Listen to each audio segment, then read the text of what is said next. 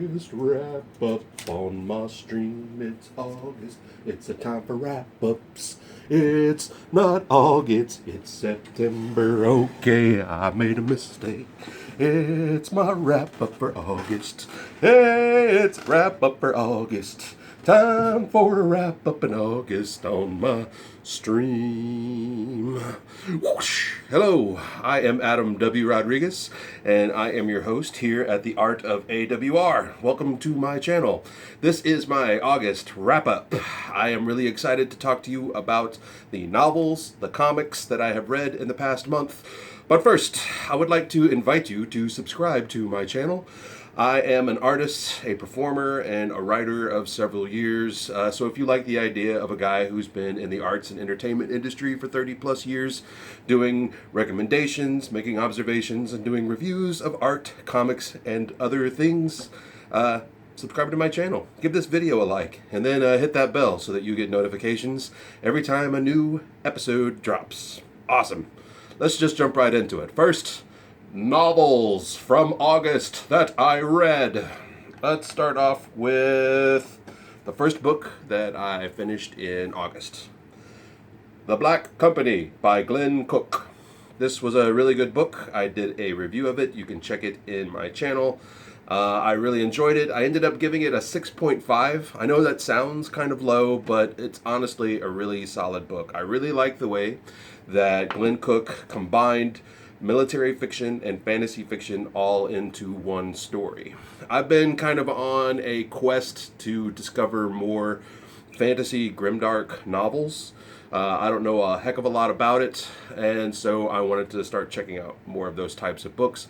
And a lot of the research that I did kind of cites Glen Cook as one of the forefathers of fantasy grimdark. If you like grimdark, military fiction, and fantasy fiction, this is a great book. Glen Cook, The Black Company. Awesome. The next book that I read was Carmilla. I'm not a huge appreciator of vampire fiction, which is weird because I love gothic horror and I love monsters.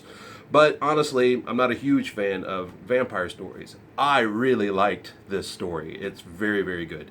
This was written by Sheridan Fanu in 1871, and it ran into 1872 as a serial. This was 26 years before Bram Stoker released Dracula, and it's very obvious to me that he borrowed some of the aspects of Carmilla into his own book. I really, really liked it. I highly suggest it. It's the only book in my reviews that has gotten a 10. It's a solid book. If you like vampire stories, read Carmilla. If you like classic literature, read Carmilla. It's got a little bit of both. You like gothic horror, read Carmilla. It's fun, it's well written, and you won't be dissatisfied. Nice. So, after reading Carmilla, I finally picked up, for like the 5th time, Bram Stoker's Dracula. I am about to play Dracula in a theater production that's coming up next spring of 2023. Yeah, 2023. And so I wanted to get in touch with the source material. I have picked up this book and put it down so many times because it always starts to drag right around the same spot. I've got a lot of opinions about this book. I did finally push through and finish it. I realized that I read the unabridged version of this book because apparently I hate myself. Read the abridged version if you're going to read Dracula. I am going to do a full review on it. I have a lot of thoughts. Dracula, Bram Stoker. I finished it this month. The review is on its way. Keep your eyes peeled. Nice. Next book that I read this month. It was closer to the end. And I had promised myself in my book haul that I did last month that I would finish The Red Badge of Courage before the month was out. I made good on that promise. This is by Stephen Crane. It's an American classic. It was written in 1895. It was hailed as a book that had very, very accurate depictions of the Civil War. This is a piece of military fiction and historical fiction. It's really well done. It's got some really, really good prose. I had read it before. It was required reading back in like elementary school. I want to say I read it in like 5th grade. And I remember thinking it was pretty cool, but I had completely forgotten about what was really in it. So I've been reminded. I wanted to reconnect, and I did so. Stephen Crane's Red Badge of Courage. It might be worth a review here later on. I want to delve a little bit more into the history of the book before I do that. So, but it was a cool read. It's worth it just because it's a classic. And finally, here at the end, I've got like 20 pages left of this book, but I'm going to consider it read this month. This is The People That Time Forgot by William S. Burroughs. Edgar Rice Burroughs. William S. Burroughs is different. He's a different guy. That's the guy who wrote Naked Lunch. Totally different.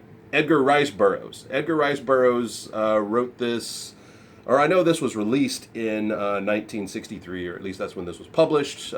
This is really awesome. I love these old vintage books.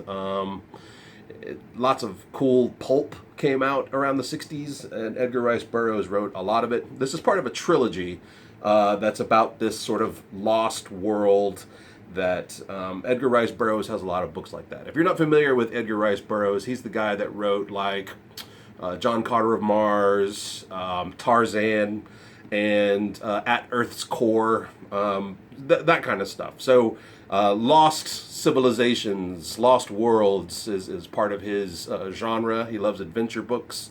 This is a lot of fun. I particularly like it because it reads like a study of anthropology. I'm a student of anthropology here in Austin, Texas. So there's a lot of stuff in here about like early man, the evolution of man, ancient culture, strange cultures of strange peoples. It's like I said, it's like an anthropology's study.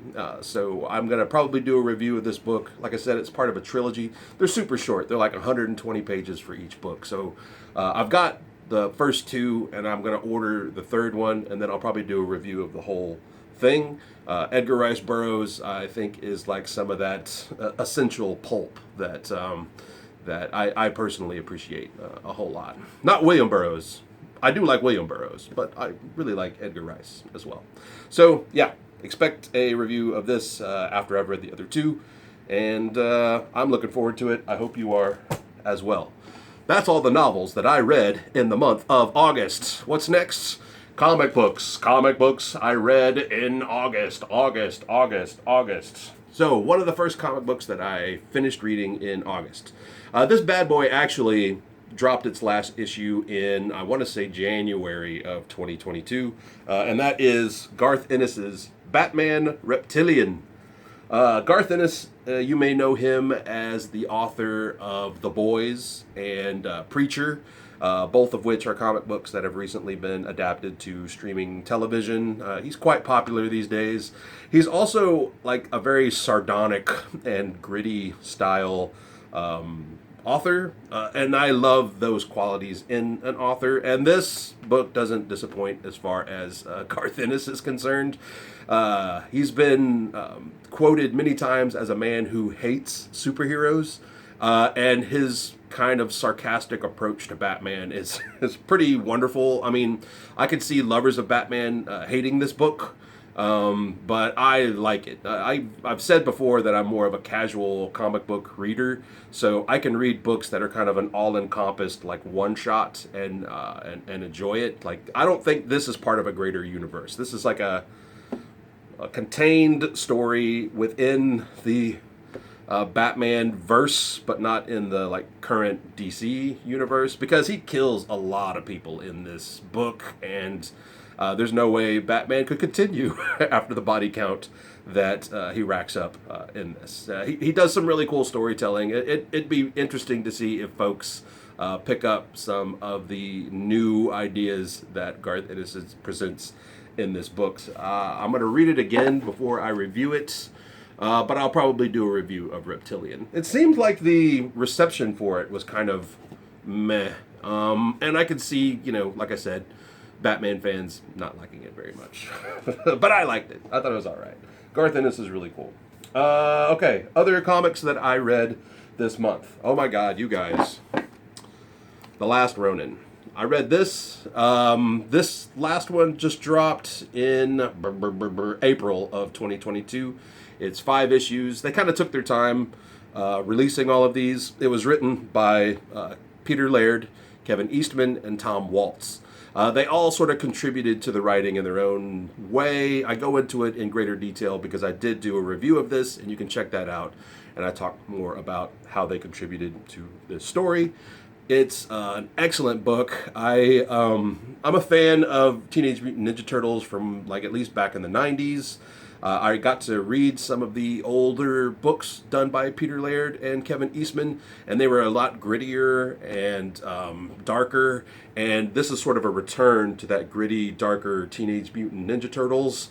I really, really enjoyed this book. In fact, it's probably my favorite book that I read this year, and I suggest it to anybody who's a fan of Turtles, anybody who likes a little bit of grit in their comics. This was excellent.